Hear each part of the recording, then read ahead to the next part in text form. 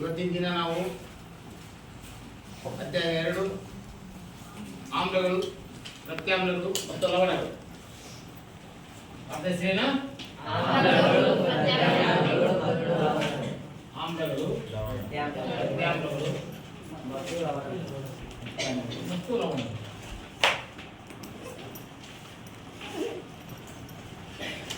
ಈಗ ನೋಡಿದಿರಿ, ದಿನನಿತ್ಯ ನಮ್ಮ ಮನೆಯಲ್ಲಿ ಅನೇಕ ವಸ್ತುಗಳನ್ನು ಬಳಸ್ತೇವೆ.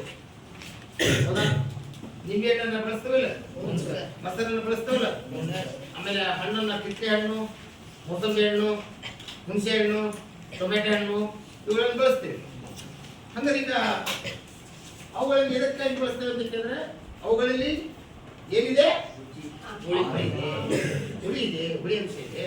ಹುಳಿ ಅಂಶದಲ್ಲಿ ಏನಿರುತ್ತೆ? ವಿಟಮಿನ್ ಸಿ ಇರುತ್ತೆ. ಏನಿರುತ್ತೆ? ಅವೆಲ್ಲ ನಮ್ಮ ದೇಹಕ್ಕೆ ಬೇಕು. ಹಂಗಾರೆ ನಾವು ದಿನನಿತ್ಯ ನಮ್ಮ ಮನೆಯಲ್ಲಿ ಬಳಸ್ತಕ್ಕಂಥ ವಸ್ತುಗಳ ಬಗ್ಗೆ ನಾವು ಇವತ್ತಿನ ದಿನ ಅಧ್ಯಯನ ಮಾಡೋದು. ಹಂಗಾರೆ ಈಗ ಆಮ್ಲಗಳು ಯಾವಪ್ಪ? ಸಿಟ್ರಿಕ್ ಆಮ್ಲ, ಲ್ಯಾಕ್ಟಿಕ್ ಆಮ್ಲ, ಸಿಟ್ರಿಕ್ ಆಮ್ಲ, ಲ್ಯಾಕ್ಟಿಕ್ ಆಮ್ಲ, ಟಾರ್ಟ್ರಿಕ್ ಆಮ್ಲ, ಟಾರ್ಟರಿಕ್ ಆಮ್ಲ, ಟಾರ್ಟರಿಕ್ ಆಮ್ಲ, ಹೈಡ್ರೋಕ್ಲೋರಿಕ್ ಆಮ್ಲ, ಹೈಡ್ರೋಕ್ಲೋರಿಕ್ ಆಮ್ಲ, ಅಬ್ಸಿಸಿಕ್ ಆಮ್ಲ, ಅಬ್ಸಿಸಿಕ್ ಆಮ್ಲ, ಹೈಡ್ರೋಕ್ಲೋರಿಕ್ ಆಮ್ಲ, ನೈಟ್ರಿಕ್ ಆಮ್ಲ, ಹೈಡ್ರೋಕ್ಲೋರಿಕ್ ಆಮ್ಲ, ನೈಟ್ರಿಕ್ ಆಮ್ಲ, ನೈಟ್ರಿಕ್ ಆಮ್ಲ, ಸಲ್ಫ್ಯೂರಿಕ್ ಆಮ್ಲ, ನೈಟ್ರಿಕ್ ಆಮ್ಲ, ಸಲ್ಫ್ಯೂರಿಕ್ ಆಮ್ಲ. ಇನ್ನು ಮೆಥನೈಕ್ ಆಮ್ಲ, ಮೆಥನೈಕ್ ಆಮ್ಲ, ಮೆಸೋಯಿಕ್ ಆಮ್ಲ. ಹಿಂಗೆ ಬಹಳಷ್ಟು ಇದಾವೆ. ಇವೆಲ್ಲವುಗಳನ್ನು ನಾವು ಬಳಸ್ತೇವೆ. ಹೌದಾ?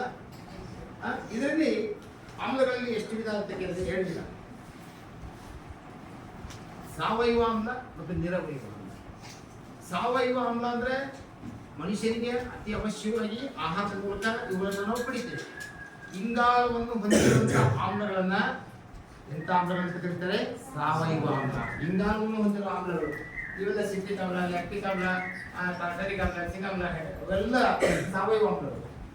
ಇನ್ನು ಉಳಿದವರು ಇವು ಅಸಿಟಿಕ್ ಆಮ್ಲ, ಮೆಥನೈಕ್ ಆಮ್ಲ, ಇವೆಲ್ಲ ಸಾವಯವ ಆಮ್ಲಗಳು.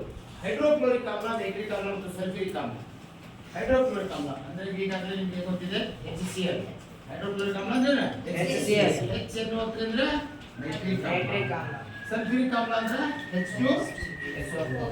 ಗೊತ್ತಿಲ್ಲ ಇವು ಆಮ್ಲಗಳು ಪ್ರಯೋಗಾಲಯದಲ್ಲಿ ಬಳಸ್ತೇವೆ. ಹೌದಾ? ನಂತರ ಈ ಪ್ರತ್ಯಾಮ್ಲಗಳು, ಈ magnesium hydroxide, magnesium hydroxide, calcium hydroxide, sodium hydroxide, potassium hydroxide, ammonium hydroxide. ಈ ಹೈಡ್ರಾಕ್ಸೈಡ್ ಅನ್ನೋದು ಏನು ಬರ್ತಾವಲ್ಲ ಅವೆಲ್ಲವೂ ಪ್ರತ್ಯಾಮ್ಲ. ಅಂದರೆ ಇವು ಯಾವ ರುಚಿ ಇರ್ತವೆ? ಆಮ್ಲಗಳು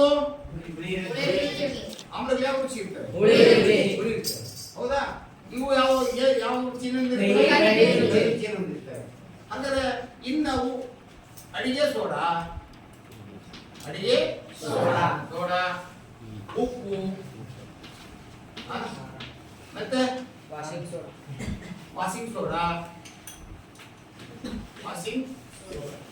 ವಾಷಿಂಗ್ ಸೋಡಾ, ಮತ್ತೆ ಬೇಕಿಂಗ್ ಸೋಡಾ, ಚೆಲುವೆ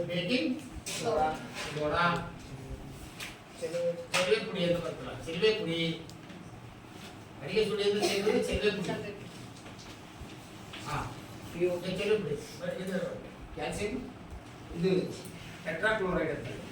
ಅಂದರೆ ಇವೆಲ್ಲ ಲವಣಗಳು, ಇವೆಲ್ಲ ಏನಿವು ಪ್ರತ್ಯಾಮ್ಲ. ಹಾಗಾದ್ರೆ ನಾವು ಇವುಗಳನ್ನು ದಿನನಿತ್ಯ ನಮ್ಮ ಮನೆಯಲ್ಲಿ ಬಳಸ್ತೇವಲ್ಲ, ಅಡಿಗೆ ಮಾಡಕ್ಕೆ ಬಳಸ್ತೇವೆ. ಗರಿ ಬೋಂಡಗಳನ್ನು ತಯಾರಿಸಲಿಕ್ಕೆ ಏನು ಬಳಸ್ತೇವೆ ನಾವು? ಬೇಕಿಂಗ್ ಸೋಡಾ ಬಳಸ್ತೇವೆ, ಅಡಿಗೆ ಸೋಡಾ ಬಳಸ್ತೇವೆ. ಅಂದ್ರೆ ಅಡಿಗೆ ಸೋಡಾ ಬಂದ್ರೆ ಗುರುಗುರು ಆಯ್ತು. ಅದು ದೋಸೆ ಮಾಡುವಾಗ, ನಂತರ ಪಟ್ ಮಾಡುವಾಗ, ನಂತರ ಬೋಂಡ ಮಾಡುವಾಗ, ಇಡ್ಲಿ ಮಾಡುವಾಗ ಹಿಟ್ಟಿಗೆ ಹಾಕ್ತೇವೆ ನಾವು ಅಡಿಗೆ ಸೋಡಾ. ಕೆಲವರು ಖಾನಾವಳಿಯಲ್ಲಿ ಅನ್ನ ಬೇಯಬೇಕಾದ್ರೆ ಏನು ಮಾಡ್ತಾರೆ? ಸ್ವಲ್ಪ ಸೋಡಾ ಪುಡಿ ಹಾಕ್ತಾರೆ. ಹೌದಾ? ಯಾಕೆ ಸೋಡಾ ಪುಡಿ ಹಾಕ್ತಾರೆ ಅಂತ ಕೇಳಿದ್ರೆ ಜಲ್ದಿ ಅಡಿಗೆ ಆಗಿದೆ ಒಂದು. ಎರಡನೇದು ಏನಂತ ಕೇಳಿದ್ರೆ ಅಲ್ಲಿ ಅವರು ಜಾಸ್ತಿ ಊಟ ಮಾಡಬಾರ್ದು. ಹೌದಾ? ಅಡಿಗೆ ಸೋಡಾ ಹಾಕಿದಂತ ಅಡಿಗೆ ಊಟ ಮಾಡಿದ್ರೆ ಬೇಗ ಡೈಜೆಷನ್ ಆಗಿ ಹೋಗುತ್ತೆ. ಆದ್ರೆ ನಮ್ಮ ಮನೆಯೊಳಗೆ ಹೆಚ್ಚಿಗೆ ಅನ್ನಕ್ಕೆ ನಾವು ಈ ಸೋಡಾ ಹಾಕಲ್ಲ. ಏನು ಹಂಗಾರೆ ಇವುಗಳ ಬಗ್ಗೆ ನಾವು ಇವತ್ತಿನ ದಿನ ಓಕೆ. ಹಂಗಾದ್ರೆ ಈಗ ಆಮ್ಲಗಳೆಂದ್ರೇನು ಅನ್ನೋ ಬಗ್ಗೆ. ಆಮ್ಲಗಳು ಅಂದ ತಕ್ಷಣ ಆಮ್ಲ ಅಂದ ತಕ್ಷಣ ನೆನ್ಪಿಡ್ಬೇಕು. ಯಾವ ರುಚಿ? ಹುಳಿ ರುಚಿಯನ್ನ ಹೊಂದಿದ್ದು. ಯಾವ ರುಚಿಯನ್ನು ಹೊಂದಿದ್ದು? ನಿಮ್ಮೇನು ಯೂಸ್ ಮಾಡಿರಲಿಲ್ಲ. ಯಾವ ರುಚಿ ಇದೆ? ಹುಳಿ ಇದೆ. ಹೌದಲ್ಲ? ಹುಣಸೆ ಹಣ್ಣು ತಿಂದಿರಿ? ಟೊಮೆಟೊ ಹಣ್ಣು ತಿಂದಿರಿ? ನಿಮ್ಮ ಇದು ಯಾವುದು ಕಿತ್ತೆ ಕಾಡಿನೆಲ್ಲಿಕಾಯಿ ನೋಡಿದ್ರೆ ಬೆಟ್ಟದ ನೆಲ್ಲಿಕಾಯಿ ಇತ್ತಲ್ಲ, ಇವೆಲ್ಲ ಹುಳಿ ರುಚಿಯನ್ನು ಹೊಂದಿದೆ. ಅದರೊಳಗೆ ಸಿಟ್ರಿಕ್ ಆಮ್ಲ ಇರುತ್ತೆ. ಇನ್ನು ಮೊಸರೊಳಗೆ ಲ್ಯಾಕ್ಟಿಕ್ ಆಮ್ಲ ಇದೆ.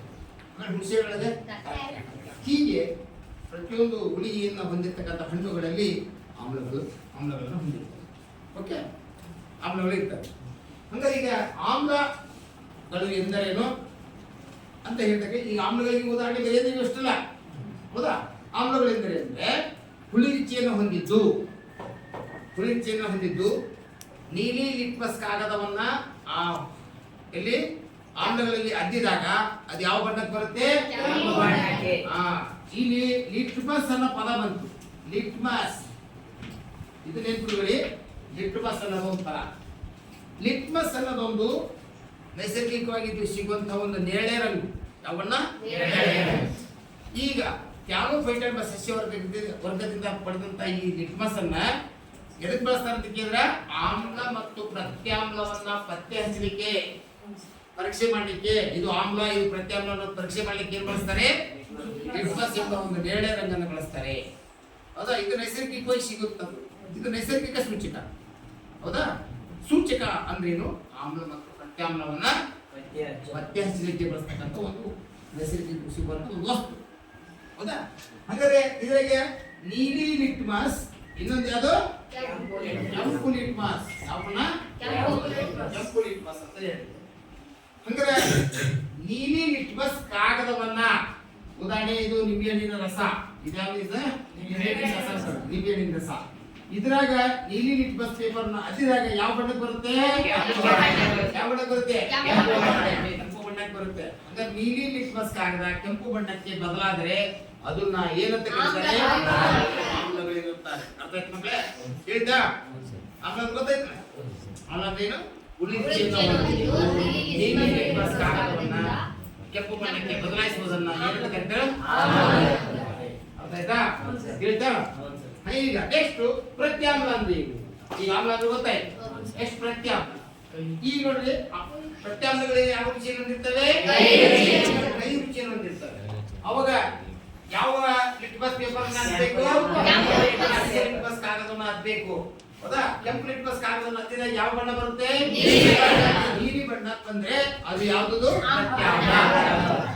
ಆಮ್ಲ, ಪ್ರತ್ಯಾಮ್ಲ, ಲವಣ. ನೆನ್ಪಿಟ್ಟಿದ್ದಾರೆ. ಆಮ್ಲಗಳು ಅಂದ್ರೆ ಇಂಗ್ಲಿಷ್ನಾಗ ಅಸಿಡ್ಸ್ ಅಂತ ಕರೀತಾರೆ. ಪ್ರತ್ಯಾಮ್ಲಗಳನ್ನ ಬೇಸ್ ಅಂತ ಕರೀತಾರೆ. ನಂತರ ಲವಣಗಳಿಗೆ ಸಾಲ್ಸ್ ಅಂತ ಕರೀತಾರೆ. Acid, base and salts. Okay. ಈಗ ಅರ್ಥ? ಅಂದ್ರೆ ಈ ಲವಣಗಳು ಎಲ್ಲಿಂದ ಉತ್ಪತ್ತಿ ಆಗ್ತವೆ? ಇದು ಇಂಪಾರ್ಟೆಂಟ್. ಪಾಠಕ್ಕೆ ನಮಗೆ ಪಾಠದ ಬಗ್ಗೆ ಅಂಶ ತಿಳ್ಕೋಬೇಕು ಅಲ್ವಾ? ಹಾಗಾದ್ರೆ ಲವಣ, ಆಮ್ಲಗಳು ಮತ್ತು ಪ್ರತ್ಯಾಮ್ಲಗಳು ಪರಸ್ಪರ ವರ್ತಿಸಿದಾಗ ಏನ್ ಬಿಡುಗಡೆ ಆಗ್ತವೆ? ಆಗ್ತವೆ. ಹೌದಾ? ನಾವು ಉಪ್ಪಿದೆಯಲ್ಲ, ದಿನಕ್ಕೆ ಸಾರಿ ಹತ್ತಲು ಉಪ್ಪು. ಆ ಉಪ್ಪು ಇದರಿಂದ ತಯಾರಾಗುತ್ತೆ. ಆಮ್ಲ ಮತ್ತು ಪ್ರತ್ಯಾಮ್ಲಗಳಿಂದ ತಯಾರಾಗುತ್ತೆ. ಹೌದಲ್ಲ? ಸೋಡಿಯಂ ಹೈಡ್ರಾಕ್ಸೈಡ್ ಅನ್ನೋದು ಪ್ರತ್ಯಾಮ್ಲ. ಆ ಸೋಡಿಯಂ ಹೈಡ್ರಾಕ್ಸೈಡ್ಗೆ ಹೈಡ್ರೋಕ್ಲೋರಿಕ್ ಆಮ್ಲವನ್ನು ಹಾಕಿದಾಗ ಏನಾಗ್ತದೆ? ಹೈಡ್ರೋಕ್ಲೋರಿಕ್ ಆಮ್ಲವನ್ನು ಹಾಕಿದಾಗ ನಮಗೆ ಸೋಡಿಯಂ ಕ್ಲೋರೈಡ್ ಎಂಬ ಲವಣ ದೊರೆಯುತ್ತದೆ. ಅದನ್ನು ನಾವು ಸಾಮಾನ್ಯವಾಗಿ ಬಳಸ್ತೇವೆ. ಅದಕ್ಕೆ ನಾವು ಉಪ್ಪು ಅಂತ ಕರಿತೇವೆ. ಹೌದಲ್ಲ? ಉಪ್ಪು ಅಂತಾರಲ್ಲ, ಅದೇ ಉಪ್ಪು, ಅದೇ ಲವಣ. ಹೀಗೆ ಅಡಿಗೆ ಸೋಡಾ, ಪ್ರತಿಯೊಂದು ಸೋಡಾ ಎಲ್ಲದರಿಂದ ಏನ್ ಮಾಡ್ತಾರೆ? ಆಮ್ಲ ಮತ್ತು ಪ್ರತ್ಯಾಮ್ಲಗಳನ್ನ ಪರಸ್ಪರ ವರ್ತಿಸುವಂತೆ ಮಾಡಿ ನಾವು ಲವಣಗಳನ್ನ ಪಡೆಯುತ್ತೇವೆ. ಅರ್ಥ ಮಕ್ಕಳೇ? ಈಗ ಆಮ್ಲಗಳು ಪ್ರತ್ಯಾಮ್ಲಗಳು ಲವಣಗಳ ಬಗ್ಗೆ ತಿಳಿತಿಲ್ಲ. ಈಗ ಲಿಟ್ಮಸ್ ಬಗ್ಗೆ ಮತ್ತು ನೈಸರ್ಗಿಕ ಸೂಚಕಗಳು ಮತ್ತು ಸಂಶ್ಲೇಷಿತ ಸೂಚಕಗಳ ಬಗ್ಗೆ ಅದ್ರ ಬಗ್ಗೆ ನೈಸರ್ಗಿಕ ಸೂಚಕಗಳು.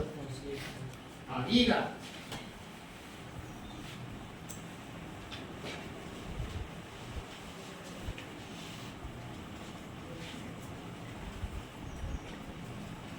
ನಾಳೆ ಮನೆಯಿಂದ ಬರುವಾಗ ಸ್ವಲ್ಪ ವಾಷಿಂಗ್ ಸೋಡಾ ತಂಬಿ, ಅಡಿಗೆ ಸೋಡಾ ತಂಬಿ, ಸಿಂಪಲ್ ದಿನಸ ಸ್ವಲ್ಪ ಉಪ್ಪು, ನಂತರ ಬೇರೆ ಇದು ಪ್ಲಾಸ್ಟರ್ ಆಫ್ ಪ್ಯಾರಿಸ್ ಅಂತ ಇರ್ತಲ್ಲ, POP ಕೇಳಿರಲಿಲ್ಲ, ಮನೆ ಕಟ್ಟೋದು ಬಳಸ್ತಾರೆ ನೀವು ಪ್ಲಾಸ್ಟರ್ ಆಫ್ ಪ್ಯಾರಿಸ್, ಅದು ಒಂದು ಲವಣ ಅದ ಕೆಲವೊಂದು ತೊಗೊಂಬರಿ.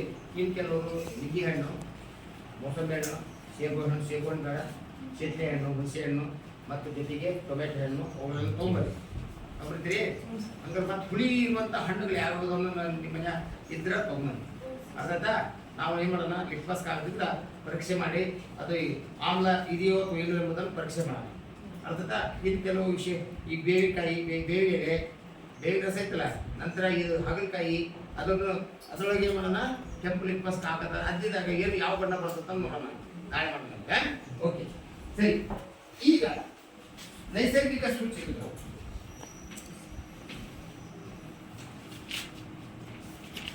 ಈಗಾಗಲೇ ಹೇಳಿದ ನಾನು ಈ ನೈಸರ್ಗಿಕ ಸೂಚಕಗಳು ಎಷ್ಟು ಬಳಸ್ತಾರೆ ಅಂತ ಕೇಳಿದ್ರಿ. ಯಾವುದು? ಲಿಟ್ಮಸ್ ಅನ್ನೋದು ನೈಸರ್ಗಿಕ ಸೂಚಕ. ಜೊತೆಗೆ ಅರಿಶಿಣ, ಯಾವುದು? ಅರಿಶಿಣ ನೆನಪಿಟ್ಕೊಳ್ಳಿ, ಇವು ನೈಸರ್ಗಿಕ ಸೂಚಕಗಳು. ಆಮ್ಲ ಮತ್ತು ಪ್ರತ್ಯಾಮ್ಲಗಳನ್ನ ಪರೀಕ್ಷಿಸುವಲ್ಲಿ ಈ ವಸ್ತುಗಳನ್ನ ಬಳಸ್ತಾರೆ. ಜೊತೆಗೆ ಹಿಂದೆ ಕೆಲವುದವೆ ಕೆಂಪು ಕ್ಯಾಬೇಜ್ ಎಲೆಗಳು, ಅದು ಕೆಂಪು ಕ್ಯಾಬೇಜ್ ಎಲೆಗಳು, ಹೈಡ್ರಾಂಜಿಯಾ, ಪೆಟೂನಿಯಾ,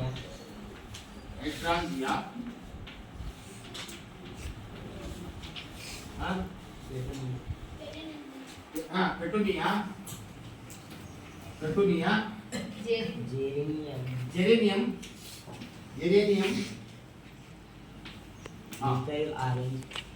ಈಗ ಇವು ಅದವಲ್ಲ ನೈಸರ್ಗಿಕವಾಗಿ ಸಿಗುವಂತಹ ಸೂಚಕಗಳು, ಹೌದಾ? ಈಗ ಮಾನವ ನಿರ್ಮಿತ ಸೂಚಕಗಳನ್ನ ಏನಂತ ಕರೀತಾರ? ಸಂಶ್ಲೇಷಿತ ಸೂಚಕಗಳು ಅಂತ ಕರೀತಾರೆ. ಸಂಶ್ಲೇಷಿತ ಮಾನವ ತಯಾರು ಮಾಡಿದ್ರು. ಅವು ಯಾವಪ್ಪ? ಮೀಥೈಲ್ ಆರೆಂಜ್, ನಂತರ ಫಿನಾಪ್ತಲಿನ್. ಇವು ಸಂಶ್ಲೇಷಿತ. ಏನಿವು? ಮನುಷ್ಯ ತಯಾರು ಮಾಡಿದಂತಹ ಸೂಚಕಗಳು. ಓಕೆ, ಎಕ್ಸಾಮ್ ಕೇಳ್ತಾರ ಸಂಶ್ಲೇಷಿತ ಸೂಚಕಗಳನ್ನು ಬರೀರಿ ಅಂತ ಕೇಳ್ತಾರೆ. ಸಂಶ್ಲೇಷಿತ ಸೂಚಕಗಳೆಂದರೇನು ಅಂತ ಕೇಳ್ತಾರೆ. ಮಾನವ ನಿರ್ಮಿತ ಸೂಚಕಗಳನ್ನ, ಆಮ್ಲ ಮತ್ತು ಪ್ರತ್ಯಾಮ್ಲಗಳನ್ನ ಕಂಡುಹಿಡಿಯೋಕ್ಕೋಸ್ಕರ ಮಾನವ ತಯಾರು ಮಾಡಿದಂತಹ ಸೂಚಕಗಳನ್ನ ಸಂಶ್ಲೇಷಿತ ಸೂಚಕಗಳೆನ್ನುತ್ತಾರೆ. ಅವುಗಳೆಂದರೆ ಈ ನೈಸರ್ಗಿಕ ಸೂಚಕ ಗೊತ್ತಾಗ್ತಿಲ್ಲ ಈಗ. ಈಗ ಇನ್ನೊಂದು ಬರುತ್ತೆ, ಗ್ರಾಣ ಸೂಚಕಗಳು. ಗ್ರಾಣ ಸೂಚಕಗಳು ಅಂದ್ರೆ ಏನು ಅಂತ. ಈಗ ಕೆಲವು ವಸ್ತುಗಳ ವಾಸನೆ ಅನಿಸ್ತಂತ ಗ್ರಾಣ ಸೂಚಕಗಳು. ಗ್ರಾಣ ಅಂದ ತಕ್ಷಣ ವಾಸನೆ, ಮೊದಲ ವಾಸನೆ. ವಾಸನೆಯನ್ನು ನಾವು ಎಲ್ಲಿಂದ ಇದು ಮಾಡ್ತೀವಿ? ವಾಸನೆ ಅರಿವಿನಿಂದ ಆಗುತ್ತೆ, ಮೂಗಿನಿಂದ ಆಗುತ್ತೆ. ಮೊದಲ ವಾಸನೆಯನ್ನ ಹೀರುವಂತ ಕಣಗಳು, ಗ್ರಾಣ ಕೋಶಗಳು ನಮ್ಮ ಮೂಗಿನಲ್ಲಿವೆ, ಹೌದಲ್ಲ? ಆದ್ರೆ ನಿಮಗೆ ಏನಾರ ನೆಗಡಿ ಆದಾಗ ಯಾವ ವಾಸನೆಯೂ ನಿಮಗೆ ಗೊತ್ತಾಗೋದಿಲ್ಲ. ಆವಾಗ ಏನಾಗ್ತವೆ? ಆ ಕೋಶಗಳು ತಟಸ್ಥವಾಗ್ತವೆ. ಅರ್ಥ? ಏನು ಸಂಗದ ಗ್ರಾಣ ಏನಿದೆ? ಗ್ರಾಣ ಸೂಚಕಗಳು. ಗ್ರಾಣ ಸೂಚಕಗಳು ಅಂದ್ರೆ ಏನಪ್ಪ? ಇದು ಎಕ್ಸಾಮ್ 2 ಮಾರ್ಕ್ಸ್ ಕೇಳ್ತಾರೆ, ನೆನ್ಪಿಟ್ಕೊಳ್ಳಿ. ಕೆಲವು ವಸ್ತುಗಳ ವಾಸನೆ ಆಮ್ಲೀಯ ಮತ್ತು ಪ್ರತ್ಯಾಮ್ಲೀಯ ಮಾಧ್ಯಮದಲ್ಲಿ ಏನಾಗುತ್ತದೆ? ಬದಲಾಗುತ್ತದೆ. ಕೆಲವು ವಸ್ತುಗಳ ವಾಸನೆ ಆಮ್ಲೀಯ ಮತ್ತು ಪ್ರತ್ಯಾಮ್ಲೀಯ ಮಾಧ್ಯಮಗಳಲ್ಲಿ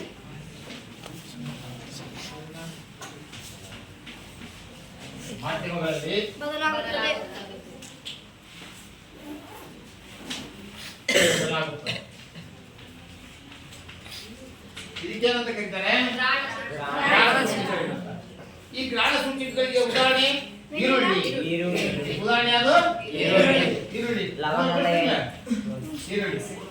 ಈಗ ನೋಡ್ರಿ, ನಾವು ಈಗ ಮನೆಗೆ ಅಡಿಗೆ ಮಾಡ್ತೇವೆ. ಈರುಳ್ಳಿ ಹಾಕಿದ ಮೇಲೆ ಕಂಪು ಬೇರೆ ಆಗುತ್ತೆ, ಸ್ಮೆಲ್ಲ ಬೇರೆ ಆಗುತ್ತೆ. ಬೆಳ್ಳುಳ್ಳಿ ಇದಾವಲ್ಲ, ಅವು ಒಂಥರ ಬೆಳ್ಳುಳ್ಳಿ ವಾಸನೆ ಅಲ್ವಾ? ವಾಸನೆ ಬರ್ತದೆ. ಅಂದ್ರೆ ಅವುಗಳು ಆಮ್ಲೀಯ ಮತ್ತು ಪ್ರತ್ಯಾಮ್ಲೀಯ ಮಧ್ಯಂತರ ಆಗ್ತಾ ಏನಾಗುತ್ತೆ, ಅವುಗಳ ವಾಸನೆ ಏನಾಗುತ್ತೆ, ಬದಲಾಗುತ್ತದೆ. ಹೌದಲ್ಲ? ಹಾಗೆ ಈರುಳ್ಳಿ ತಿನ್ನೋದಕ್ಕೂ ಆಮೇಲೆ ಈ ಮಾಧ್ಯಮದಲ್ಲಿ ಹಾಕಿ ಇದು ಮಾಡಿ ತಿನ್ನೋದಕ್ಕೂ ಬಹಳ ವ್ಯತ್ಯಾಸ ಇದೆ. ಹೌದಲ್ಲ? ಈರುಳ್ಳಿ ಮೇಲೆ ಲವಂಗ, ನಂತರ ಲವಂಗದ ಎಣ್ಣೆ. ಎಕ್ಸಾಮ್ 2 ಮಾರ್ಕ್ಸ್ ಸಿಗ್ತದೆ. ಏನು ಕಷ್ಟ ಇದೆ? ಕಷ್ಟ ಇದೆಯಾ? ಇದೆಯಾ? ಹೇಳಿ ನೋಡೋಣ.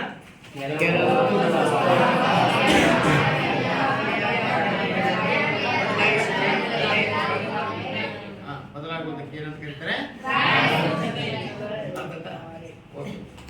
ಈಗ ಇಲ್ಲಿ ತಿಳಿತಾರೆ. ಈಗ ನೆಕ್ಸ್ಟ್, ಆಮ್ಲಗಳು ಮತ್ತು ಪ್ರತ್ಯಾಮ್ಲಗಳು ಲೋಹಗಳೊಂದಿಗೆ ಯಾವ ರೀತಿ ವರ್ತಿಸ್ತೇವೆ, ಹೇಗೆ ವರ್ತಿಸ್ತೇವೆ, ವರ್ತಿಸಿ ಏನೇನು ಕೊಡ್ತವೆ, ಅದು ತುಂಬಾ ಇಂಪಾರ್ಟೆಂಟ್.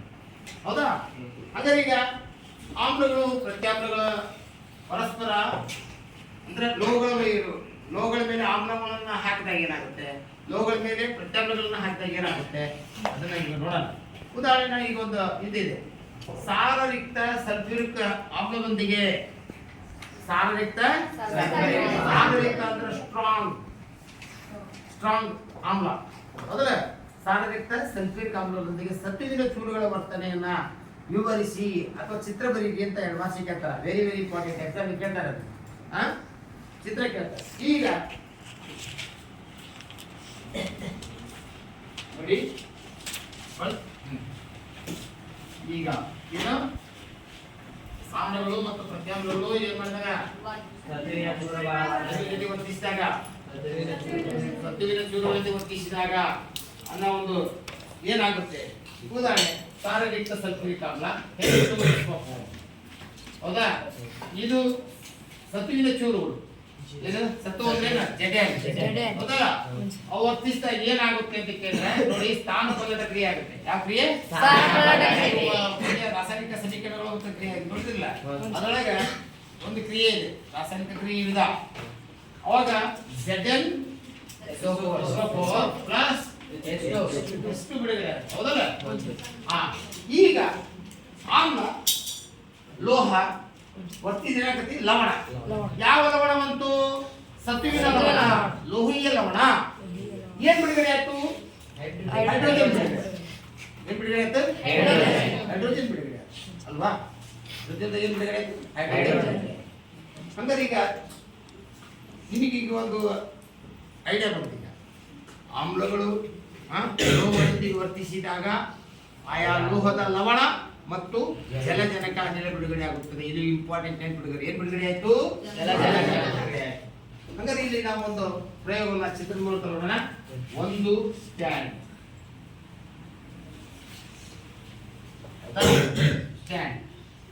ಈ ಸ್ಟ್ಯಾಂಡ್ಗೆ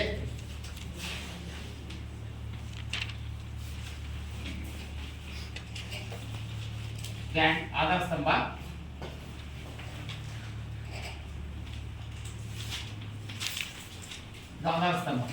ಆಧಾರ ಸ್ತಂಭಕ್ಕೆ ಒಂದು ಪ್ರಣಾಳವನ್ನ ಏನು ಗಟ್ಟಿಯಾಗಿ ಸಿಕ್ಸ್ಬೇಕು. ಹೌದಾ? ಪ್ರಣಾಳ, ಗಾಜಿನ ಪ್ರಣಾಳ, ಟೆಸ್ಟ್ ಟ್ಯೂಬ್.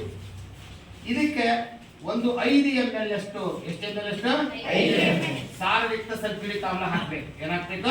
ಸಾರಯುಕ್ತ ಸಲ್ಫ್ಯೂರಿಕ್ ಆಮ್ಲ. ಇದು ಆಮ್ಲ, ಸಲ್ಫ್ಯೂರಿಕ್ ಆಮ್ಲ. ಈಗ ಈ ಒಂದು ಪ್ರಣಾಳವನ್ನ ರಬ್ಬರ್ ಬಿಡಿಯಿಂದ, ಯಾವ ಬಿಡಿಯಿಂದ? ರಬ್ಬರ್ ಬಿಡಿಯಿಂದ ಮುಚ್ಚಬೇಕು. ನಂತರ ಈ ರಬ್ಬರ್ ಬಿಡಿ ಒಳಗೆ ಒಂದು ಗಾಜಿನ ನಳಿಕೆ ಎಷ್ಟು ತೂಗಷ್ಟು ರಂಧ್ರ ಇರುತ್ತೆ. ಹೌದಲ್ಲ? ಇದು ಗಾಜಿನ ನಳಿಕೆ.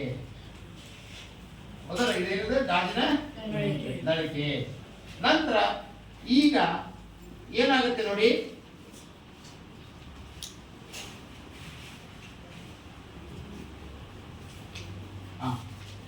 ಒಂದು ಅಗಲವಾದ ಗಾಜಿನ ಪಾತ್ರೆ, ಅಗಲವಾದ ಅಗಲವಾದ ಗಾಜಿನ ಪಾತ್ರೆ. ಈಗ ಇಲ್ಲಿ ಹೊಳೆ ಬೆಂಡಾಗಿದೆ. ನಂತರ ಈಗ ಅಗಲವಾದ ಗಾಜಿನ ಪಾತ್ರೆಗಳಿಗೆ ಏನಾಗ್ತದೆ ಅಂತ ಹೇಳಿದ್ರೆ ಸೋಪಿನ ನೀರು. ಎಂತದ? ಸೋಪಿನ ನೀರು. ಸೋಪ್ ಹಾಕೋದು. ಹೌದಾ? ಶಾಂಪು ಹಾಕ್ತಾರೆ, ಸೇವ್ ಸೋಪ್ ಹಾಕ್ತಾರೆ. ಓಕೆ. ಈಗ ಏನಾಗತ್ತಿಲ್ವನ, ಈಗ ನಾವು ಇದನ್ನ ಸತುವಿನ ಆಮ್ಲ ತಗೊಳ್ರಿ. ನಂತರ ಕೆಲವು ಸತುವಿನ ಚೂರುಗಳನ್ನು ಹಾಕ್ತೈತಿ ಇದ್ರೊಳಗೆ. ಈ ಬಿಡಕ್ಕೆ ಹಾಕಿ ಇದಕ್ಕಿಂತ ಬಂದು ಏನ್ ಮಾಡಬೇಕು? ಸತುವಿನ ಚೂರುಗಳನ್ನು ಹಾಕ್ಬೇಕು. ಜೊತೆ ಚೂರುಗಳು, ಸತುವಿನ ಚೂರುಗಳನ್ನು ಹಾಕಿದ್ರಿ. ಹಾಕಿದ ತಕ್ಷಣ ಅತಿ ವೇಗವಾಗಿ ಕ್ರಿಯೆ ನಡೀತಿತ್ತು. ಅವಾಗ ಸತ್ತು ಏನ್ ಮಾಡುತ್ತೆ? ಸಲ್ಫೇಟ್ ಜೊತೆಗೆ ಸೇರ್ಕೆ ಮಾಡುತ್ತೆ. ಅವಾಗ ಏನ್ ಬಿಡುಗಡೆ ಆಗತ್ತೆ? ಹೈಡ್ರೋಜನ್ ಬಿಡುಗಡೆ ಆಗುತ್ತೆ. ಏನ್ ಬಿಡುಗಡೆ ಆಯ್ತು? ಹೈಡ್ರೋಜನ್. ಆ ಬಿಡುಗಡೆ ಆದಂತ ಹೈಡ್ರೋಜನ್ ಈ ಗಾಜಿನ ನಳಿಕೆ ಮೂಲಕ, ಕೊಳವೆ ಮೂಲಕ ಏನ್ ಬಂತು? ಬಂತು ಸೋಪಿನ ನೀರಿನಲ್ಲಿ ಏನಾಯ್ತು? ಬಿಡುಗಡೆ ಆಯ್ತು. ಅವಾಗ ಈ ಹೈಡ್ರೋಜನ್ ಬಿಡುಗಡೆ ಆಗತ್ತಲ್ಲ, ಅದೇನಾಗತ್ತೆ ಅಂತ ಕೇಳಿದ್ರೆ ಹೈಡ್ರೋಜನ್ ಈ ತರ ಗುಳ್ಳಿ ಆಕಾರದಲ್ಲೇ ಬರುತ್ತೆ. ಎಲ್ಲ ಗೊತ್ತಲ್ಲ? ಈ ಗುಳ್ಳಿ ಆಕಾರ ಬರ್ತದೆ.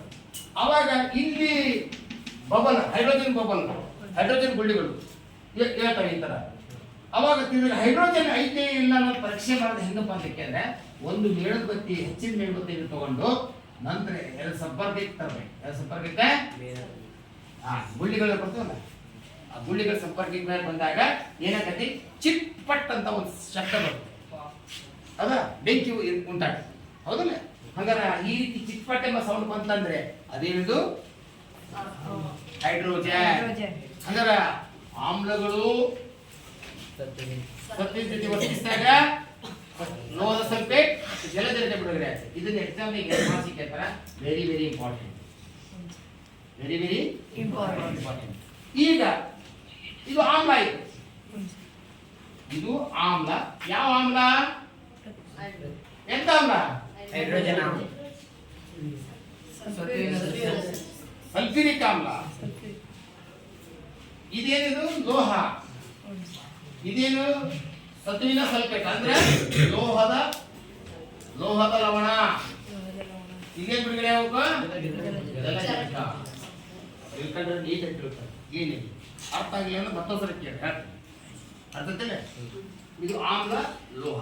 ಈಗ ನಾನು ಬರೀತೀನಿ ಇನ್ನೊಂದು ಈ ಸಮೀಕರಣ. ಇದು ಗೊತ್ತೈತೆ ಈ ಪ್ರಯತ್ನ ಅರ್ಥ ತಿಳಿತಾ? ಈಗ ಏನ್ ಮಾಡಿದ್ವಿ? ಒಂದು ಆಧಾರ ಸ್ತಂಭಕ್ಕೆ ಒಂದು ಪ್ರಣಾಳವನ್ನು ಏನ್ ಮಾಡಿದ್ವಿ? ಶಿಕ್ಷಿದ್ವಿ. ನಂತರ ಆ ಪ್ರಣಾಳ ಶಿಕ್ಷಿದ ಮೇಲೆ ಏನ್ ಮಾಡಿದ್ವಿ? ಅದಕ್ಕೆ ಏನ್ ಮಾಡಿದ್ವಿ? ಒಂದು 5 ml ಅಷ್ಟು ಏನ್ ಮಾಡಿದ್ವಿ? ಸಲ್ಫ್ಯೂರಿಕ್ ಆಮ್ಲವನ್ನು ಹಾಕಿದ್ವಿ.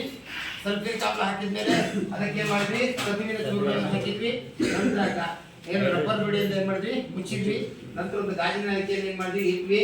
ಅವಾಗ ಒಂದು ಅಗಲವಾದ ಪಾತ್ರೆಗೆ ಏನ್ ಮಾಡಿದ್ವಿ? ಇಟ್ವಿ. ಅವಾಗ ಗಾಜಿ ಪಾತ್ರೆ, ಅಗಲ ಗಾಜಿನ ಪಾತ್ರೆ ಒಳಗೆ ಏನ್ ಹಾಕಿದ್ವಿ? ಸಾಬೂನು ದ್ರಾವಣ. ಹೌದಲ್ಲ? ಸಾಬೂನು ದ್ರಾವಣ ಹಾಕಿದ್ವಿ. ಅವಾಗ ಈ ಗಾಜಿನ ನಳಿಕೆಯಿಂದ ಏನ್ ಬಿಡುಗಡೆ ಆಯ್ತು? ಹೈಡ್ರೋಜನ್ ಬಿಡುಗಡೆ. ಹೈಡ್ರೋಜನ್ ಬಿಡುಗಡೆ ಆಯ್ತು. ಈಗ ಯಾವ ರೂಪದಲ್ಲಿ ಬಂತು? ಗುಳ್ಳೆಗಳ ಗುಳಿಗೆಗಳ ಗುಳ್ಳೆ, ಹೈಡ್ರೋಜನ್ ಗುಳ್ಳೆ ಅಂತ. ಅವಾಗ ಹೈಡ್ರೋಜನ್ ಗುಳ್ಳೆ ಅನ್ನೋದು ಪರೀಕ್ಷೆ ಮಾಡಕ್ಕೆ ಏನ್ ಮಾಡ್ತಾವ ನಾವು? ಮೇಣದಬತ್ತಿ ತಗೊಂಡು ಅದ್ರ ಹತ್ತಿರದಾಗ ಅದು ಮಾಡ್ತೈತಿ, ಅಂತ ಸೌಂಡ್ ಮಾಡುತ್ತೆ. ಹಂಗಾರೆ ಆ ಸೌಂಡ್ ಅಂದ್ರೆ ಅದು ಹೈಡ್ರೋಜನ್ ಅಂತ ಅರ್ಥ. ಹಂಗಾದ್ರೆ ಆಮ್ಲಗಳು ಲೋಹಗಳ ಜೊತೆ ವರ್ತಿಸಿದಾಗ ಏನಾಗುತ್ತೆ? ಜಲಜನಕ ಬಿಡುಗಡೆ ಆಗುತ್ತೆ. ಇದು ಎಕ್ಸಾಮ್ ನಲ್ಲಿ ಕೇಳೇ ಕೇಳ್ತಾರೆ. ಅರ್ಥ ಆಯ್ತಾ? ನೆಕ್ಸ್ಟ್ ಪ್ರತ್ಯಾಮ್ಲಗಳು. ಯಾವುದು? ನೆಕ್ಸ್ಟ್ ಪ್ರತ್ಯಾಮ್ಲಗಳು. ಇದೇ ಲೋಹ ಇದೆ ಪ್ರತ್ಯಾಮ್ಲ. ಇದು ಒಂದೇ ಪ್ರತ್ಯಾಮ್ಲ. ಪ್ರತ್ಯಾಮ್ಲ ಅಂದ್ರೆ ಯಾವಪ್ಪ? Sodium hydroxide. Sodium hydroxide.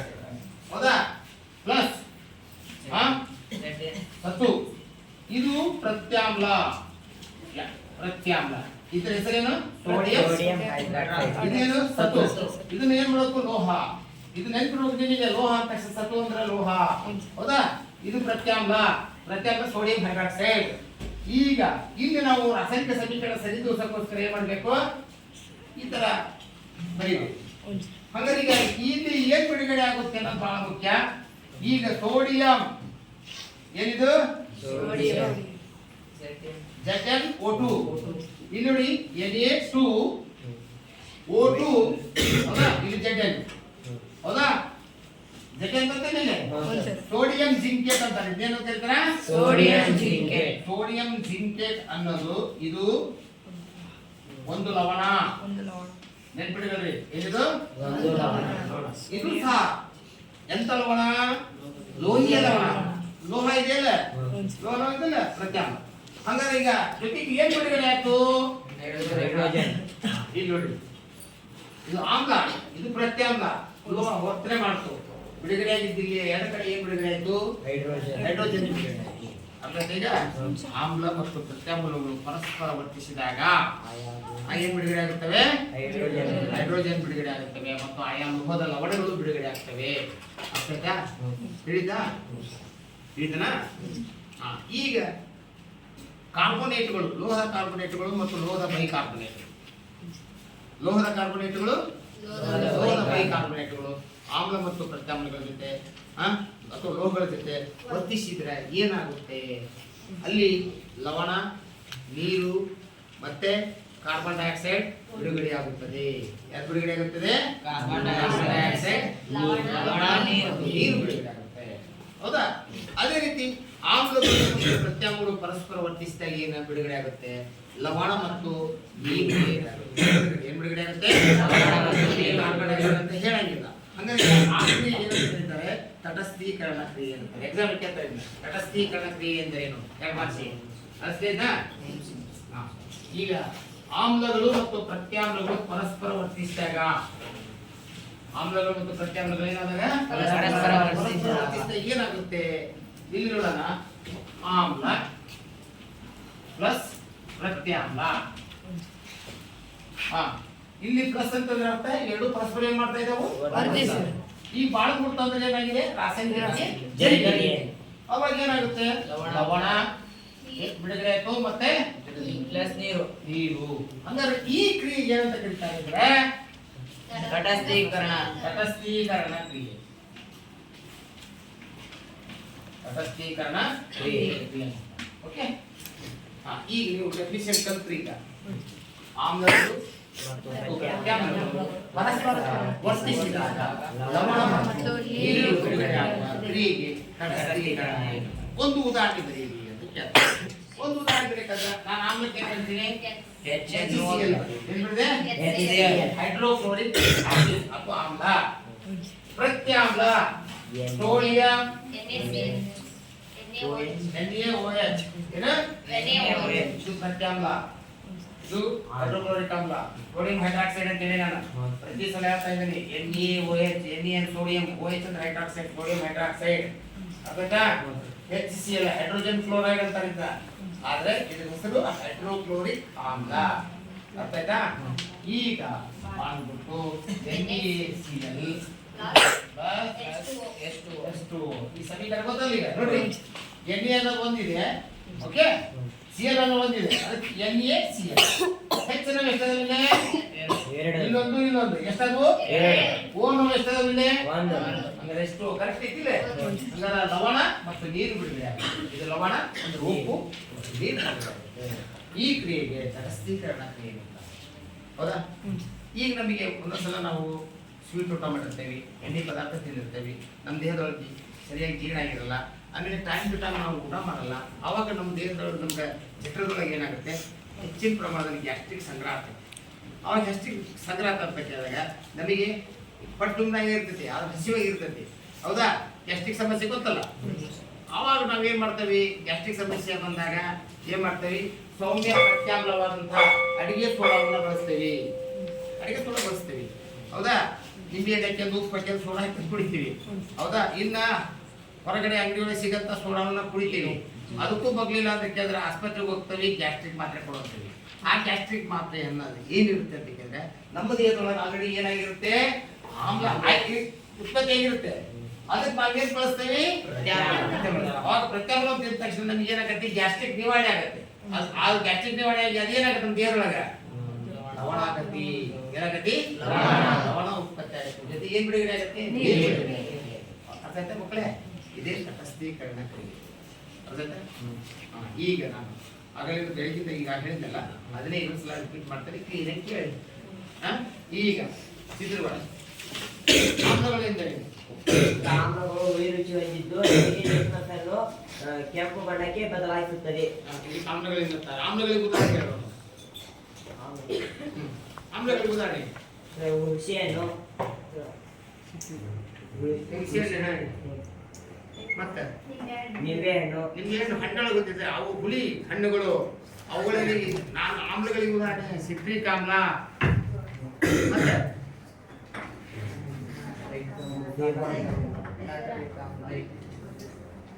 ಇವನು ಎಲ್ಲ ಕಲಿತಾರ ಹೇಳಿದ ಬರ್ಸಿದ್ದೇನೆ ಸಿಟ್ರಿಕ್ ಆಮ್ಲ ಲ್ಯಾಕ್ಟಿಕ್ ಆಮ್ಲ ಹೈಡ್ರೋಕ್ಲೋರಿಕ್ ಆಮ್ಲ ಸಲ್ಫ್ಯೂರಿಕ್ ಆಮ್ಲ ಅಸಿಟಿಕ್ ಆಮ್ಲ ಕಾರ್ಬನಿಕ್ ಆಮ್ಲ ಇವೆಲ್ಲ ಹೇಳಿದ್ದಲ್ಲೇ ಮತ್ತೆ ಪ್ರತ್ಯಾಮ್ಲಗಳಂದ್ರೆ ನಾನು ಹೇಳ್ತೀನಿ ಪ್ರತ್ಯಾಮ್ಲಗಳು ಅದೇನಮ್ಮ ಪ್ರತ್ಯಾಮ್ಲಗಳಂದ್ರೆ ಕೈ ರುಚಿಯನ್ನು ಹೊಂದಿದ್ದು ನೀಲಿ ಕೆಂಪು ಲಿಟ್ಮಸ್ ಇಂದ ನೀಲಿ ಲಿಟ್ಮಸ್ ಅನ್ನು ಹೊಂದಿರುತ್ತದೆ. ಹೇಳಕ್ಕೆ ಡೆಫಿನಿಷನ್ ಹೇಳಿದ್ರೆ ಹೆಂಗಿರ್ಬೇಕು ಅಂತ ಹೇಳಪ್ಪ. ಕೈ ರುಚಿಯನ್ನು ಹೊಂದಿದ್ದು ಕೆಂಪು ಲಿಟ್ಮಸ್ ನೀಲಿ ಬಣ್ಣ ಬದಲಾಯಿಸಿದ್ರೆ ಅದನ್ನು ಪ್ರತ್ಯಾಮ್ಲ ಎನ್ನುವರು. ಏನ್ ಸಿಂಪಲ್ ಆಗಿ ಅಲ್ಲಿಗೆ ನೋಡ್ರಿ ಆಮ್ಲ ಅಂದ್ರೆ ನೀಲಿ ಲಿಟ್ಮಸ್ ಕಾಗದ ಕೆಂಪು ಬಣ್ಣಕ್ಕೆ ಬದಲಾಗುತ್ತದೆ. ಇಲ್ಲಿ ಪ್ರತ್ಯಾಮ್ಲದಲ್ಲಿ ಕೆಂಪು ಲಿಟ್ಮಸ್ ಕಾಗದವನ್ನು ಅದ್ದಿದಾಗ ಅದು ಯಾವ ಬಣ್ಣಕ್ಕೆ ಬರುತ್ತೆ? ನೀಲಿ ಬಣ್ಣಕ್ಕೆ ಬದಲಾಗುತ್ತೆ. ಯಾವ ರುಚಿಯನ್ನು ಹೊಂದಿರ್ತವೆ? ಕೈ ರುಚಿಯನ್ನು ಹೊಂದಿದ್ದು ಕೆಂಪು ಲಿಟ್ಮಸ್ ಅನ್ನ ನೀಲಿ ಬಣ್ಣಕ್ಕೆ ಬದಲಾದ್ರೆ ಅದೇನಂತ ಹೇಳ್ತಾರೆ? ಪ್ರತ್ಯಾಮ್ಲ. ಅರ್ಥ ಆಯ್ತಾ? ಆದ್ರೆ ಲವಣಗಳು ಅಂತಂದ್ರೆ ಅಲ್ಲಿ ಕೆಂಪು ಲಿಟ್ಮಸ್ ನೀಲಿ ಆಗಲ್ಲ, ನೀಲಿ ಲಿಟ್ಮಸ್ ಕೆಂಪು ಆಗಲ್ಲ. ನೀಲಿ ಲಿಟ್ಮಸ್ ನೀಲಿ ಆಗಿರ್ತೈತಿ, ಕೆಂಪು ಲಿಟ್ಮಸ್ ಕೆಂಪು ಆಗಿರ್ತೈತಿ. ಅರ್ಥ ಹೇಳಿದ್ರೆ ಕುತ್ಕೊಳ್ಳಿ. ಈಗ ಸಂಶ್ಲೇಷಿತ ಎರಡು ಸಂಶ್ಲೇಷಿತ ಸೂಚಕಗಳನ್ನ ತಿಳಿಸಿ ಅಂತ ಕೇಳ್ತಾರೆ ಪ್ರಶ್ನೆ. ಸಂಶ್ಲೇಷಿತ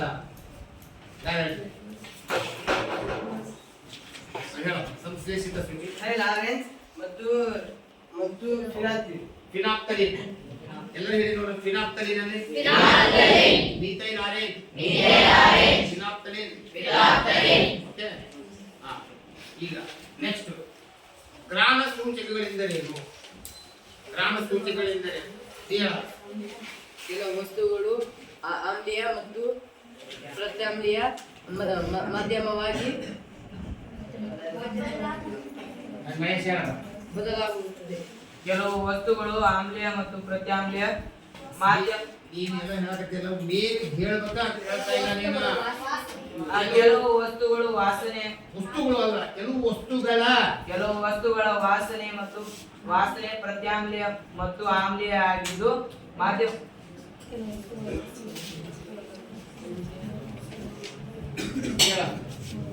ಕೆಲವು ವಸ್ತುಗಳು ವಾಸನೆ ಆಮ್ಲೀಯ ಮತ್ತು ಪ್ರತ್ಯಾಮ್ಲೀಯ ಮಾಧ್ಯಮಗಳನ್ನು ಬದಲಾಗುತ್ತದೆ. ಅದನ್ನು ಸರಿಯಾಗಿಲ್ಲ. ನಾನು ಹೇಳಿದ್ದೇನೆ, ನಿಮಗೇನ ತಿಳಿದ್ರೆ ಕೇಳಿ. ಕೆಲವು ವಸ್ತುಗಳು ಅಲ್ಲ, ಕೆಲವು ವಸ್ತುಗಳ ವಾಸನೆ ಆಮ್ಲೀಯ ಮತ್ತು ಪ್ರತ್ಯಾಮ್ಲೀಯ ಬದಲಾಗುತ್ತದೆ. ಅರ್ಥಾತಾ? ಇತರ ಗ್ರಾಮ ಸೂಚಕಗಳಿರುತ್ತಾರೆ. ಲವಂಗದ ಎಣ್ಣೆ, ವೆನಿಲಾ, ಈರುಳ್ಳಿ, ಹೌದಲ್ಲ? ಇವೆಲ್ಲ ವಸ್ತುಗಳು. ಅದು ಬದಲು ಎರಡು ಮಾಡು. ವಸ್ತುಗಳು ಅಂತೆ, ವಸ್ತುಗಳ ಅನ್ಬೇಕು. ಹುಳು ಹಚ್ಚಿಬಿಟ್ಟು ಆಮೇಲೆ ವಾಸನೆ ಪದ ಸೇರಿಸಲಿಲ್ಲ ಅಂದ್ರೆ ನೀವು 30 ಡೆಫಿನಿಷನ್. ಏನು ಕೆಲವು ವಸ್ತುಗಳ ಆಮ್ಲೀಯ ಪ್ರತ್ಯಾಮ್ಲೀಯ ಏನು ಹೌದಲ್ಲ? ಸರಿ, ಓಕೆ. ಹಾಗಾದ್ರೆ ಈಗ ತಟಸ್ಥೀಕರಣ ಕ್ರಿಯೆ ಎಂದರೆ ಆಮ್ಲ ಮತ್ತು ಪ್ರತ್ಯಾಮ್ಲೀಯ ಪರಸ್ಪರ ವರ್ತಿಸಿದಾಗ ಲವಣ ಮತ್ತು ನೀರು ಉಂಟಾಗುವುದನ್ನು ಇದಕ್ಕೆ ನಾಲ್ಕು ಪದಗಳದ ಹೇಳಕ್ಕೆ ಎಷ್ಟು ಕಷ್ಟಪಡ್ತೀರಲ್ಲ. ಆಮ್ಲಗಳು ಮತ್ತು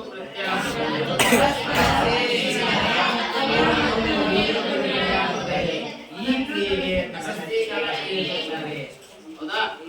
ಹೇಳಿದ್ರಲ್ಲ. ಈಗ ನಾನು ಕ್ವಶನ್ ಕೊಡ್ತಾನೆ, ಬರ್ಕೊಳ್ಳಿ.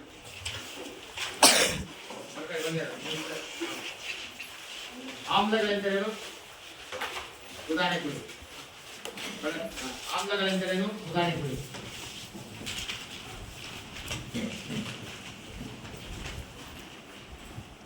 ಆಮ್ಲಗಳೆಂದರೇನು? ಉದಾಹರಣೆ ಕೊಡಿ. ಪ್ರತ್ಯಾಮ್ಲಗಳೆಂದರೇನು? ಉದಾಹರಣೆ ಕೊಡಿ.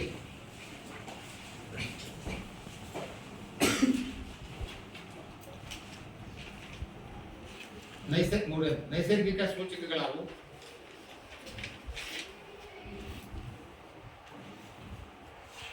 ಸಂಶ್ಲೇಷಿತ ಸೂಚಕಗಳಾವು.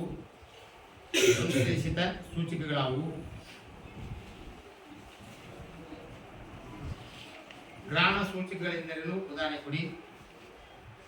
ಗ್ರಾಣ ಸೂಚಕಗಳೆಂದರೇನು ಉದಾಹರಣೆ ಕೊಡಿ.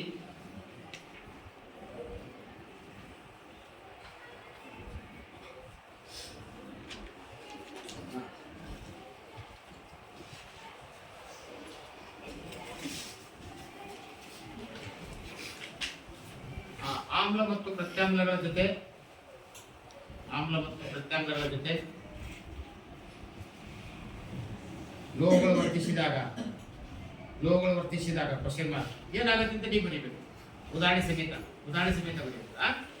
ನೆಕ್ಸ್ಟ್ ಸಾರಯುಕ್ತ ಸಲ್ಫ್ಯೂರಿಕ್ ಆಮ್ಲದೊಂದಿಗೆ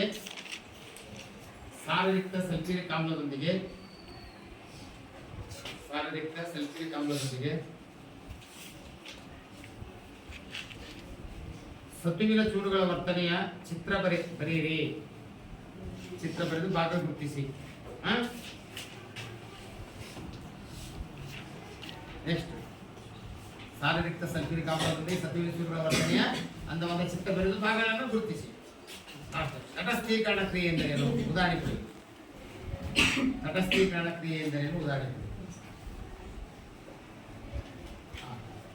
ಇಷ್ಟೆಲ್ಲ ಕ್ವಶನ್ಗೆ ಇದನ್ನ ನೋಟ್ಸ್ ನೀವು ಬರೀಬೇಕು. ಜೊತೆಗೆ ಹೋಮ್ವರ್ಕಿಗೆ ಬರ್ತದೆ. ವೆಟ್ಟಿಂಗ್ ಡೇಟ್ ಹಾಕಿ ಹೋಮ್ವರ್ಕಿಗೆ ಬರ್ತದೆ. ಆಯ್ತಾ? ಸರಿ, ಓಕೆ, ಥ್ಯಾಂಕ್ ಯು. ಎಲ್ಲರಿಗೂ ಉಳಿದ ವಿಷಯನ ಮುಂದಿನ ತರಗತಿಯಲ್ಲಿ ಅಭ್ಯಾಸ ಮಾಡೋಣ.